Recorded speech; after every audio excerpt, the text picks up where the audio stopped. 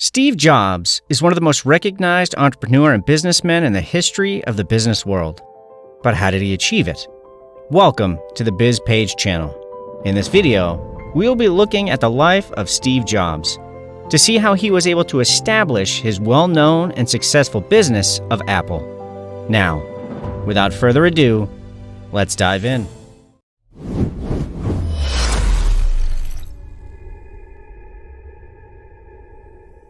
On February 24, 1955, Steve Paul Jobs was born to Abdul Fattah Jandali and Joanne Schiebel. He was then adopted by Paul and Clara Jobs. In the year of 1954, Paul and Clara adopted Patricia, who became Jobs' sister. By the year of 1959, the family had moved to the Monte Loma neighborhood in Mountain View, California. It was within this time frame that Paul built a workbench in his garage for his son in order to pass along his love of mechanics. It was stated that Jobs had admired his father's craftsmanship because he knew how to build anything. At the age of 10, Jobs had gotten deeply involved and interested in electronics and had become friends with many of the engineers who lived within the neighborhood. However, Jobs had difficulty making friends with children his own age and was seen by his classmates as a loner. Jobs also did not get along within a traditional classroom. He tended to resist authority figures, such as teachers, frequently misbehaving, and was even suspended a few times. His mother Clara had taught him to read as a toddler, and Jobs even had a statement that he was pretty bored in school and had turned into a little terror. Jobs' father was also on his side, as he blamed the school for not challenging his brilliant son. It was also stated that the Jobs family was not rich or well off. However, they were able to use all their savings in 1967 to buy a family home.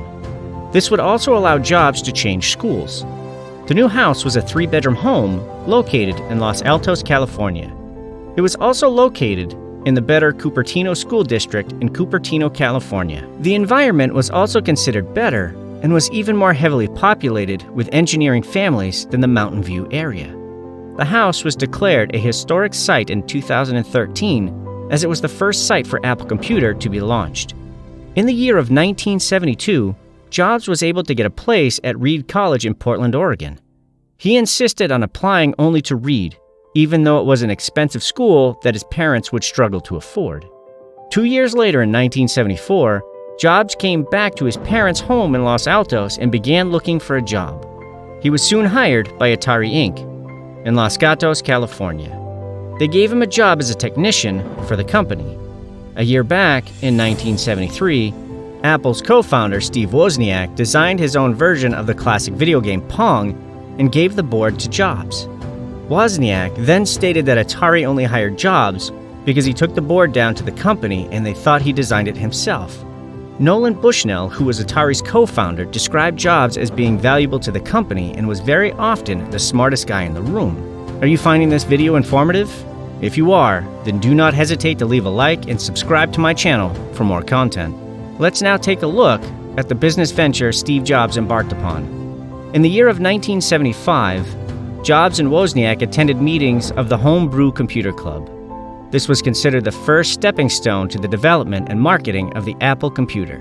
In 1976, the basic design of the Apple I computer was completed by Wozniak, and he showed the design to Jobs. He then suggested that they sell it.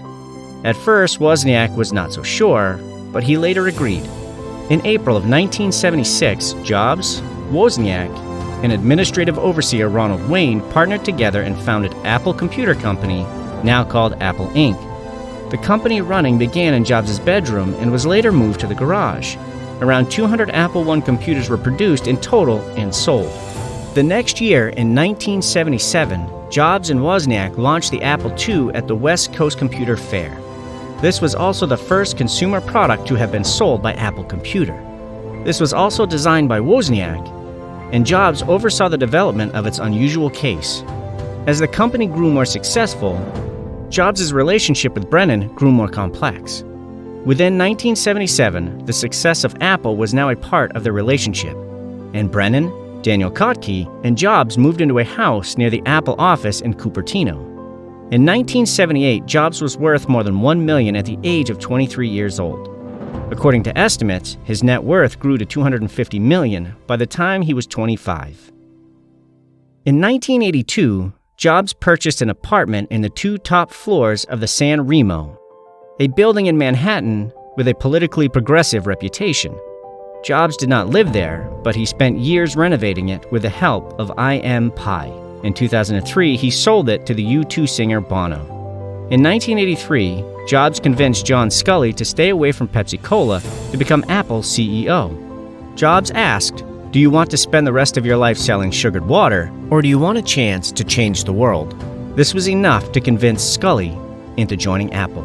In 1984, Jobs purchased the Jackling House and estate. He lived there for 10 years. After that, he rented it out for several years until the year of 2000, when he stopped maintaining the house. This allowed the weather to degrade and wear it down.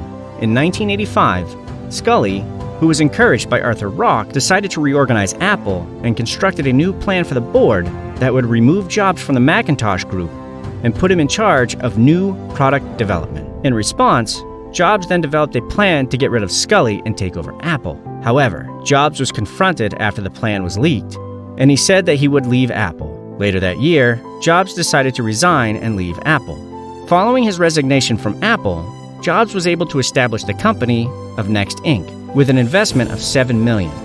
This new company was also a computer-based software company. In the year of 1986, Jobs funded the spin-out of the graphics group, later renamed Pixar, from Lucasfilm's computer graphics division for the price of $10 million.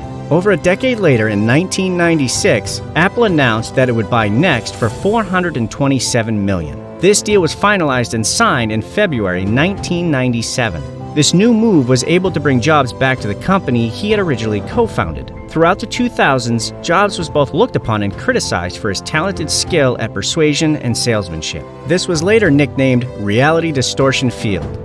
This became particularly evident during his keynote speeches, which was nicknamed as Steve Notes, at Macworld Expos and at Apple Worldwide Developers Conference. In October of 2011, Jobs sadly passed away due to illness and complications in relapse. This was a very sad time for Jobs' friends, family, and those who knew him personally. The people who were a fan of Apple and his company were also sad. Despite his passing, Steve Jobs' legacy of work and determination has not been forgotten and is unlikely to ever be forgotten. He will always be remembered as the founder of the first trillion-dollar company. Thank you for watching this video. I hope you were able to learn something new about this incredible businessman. If you found this video informative, then be sure to leave a like and subscribe to my channel for more upcoming content.